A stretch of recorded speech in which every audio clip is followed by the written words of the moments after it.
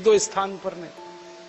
तो British parliament में ये सारी बहस हो रही है, तो प्राइम मिनिस्टर पूछ रहा पैसे किसने दिए, तो उद्योगपति, व्यापारी, किसान, कारीगरों ने दिए।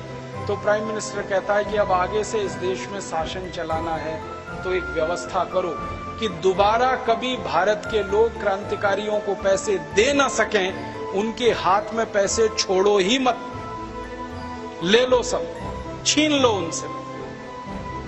तो कैसे छीनोगे? टैक्स लगा के छीनो। इसलिए इस देश में इनकम टैक्स आया। इनकम टैक्स इसलिए नहीं आया कि देश में सरकार चलानी थी अंग्रेजों को और उसके लिए धन की जरूरत थी। इनकम टैक्स इसलिए लाया गया कि भारत के नागरिकों के पास पैसे इतने बचे ही नहीं जो वो क्रांतिकारियों को दान में दे सकें, वो सारे पैसे अंग्रेज छीन कर अपने पास रखें। इसके लिए इनकम टैक्स आया।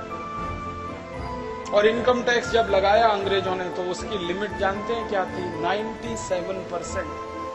माने 100 रुपए आप कमा रहे हैं तो 97 रुपए अंग्रेजों को दे दीजिए। और ये कहानी पूरी तब समझ में आएगी जब और एक जानकारी मैं आपको दूं। ब्रिटिश पार्लियामेंट में बहस हो रही थी और बात चल रही थी कि खाली इनकम टैक्स लगाना है या दूसरे टैक्स भी लगाने हैं। तो बात हुई कि भारत के उद्योगपति और व्यापारी कोई भी सामान बनाए तो बनाने पर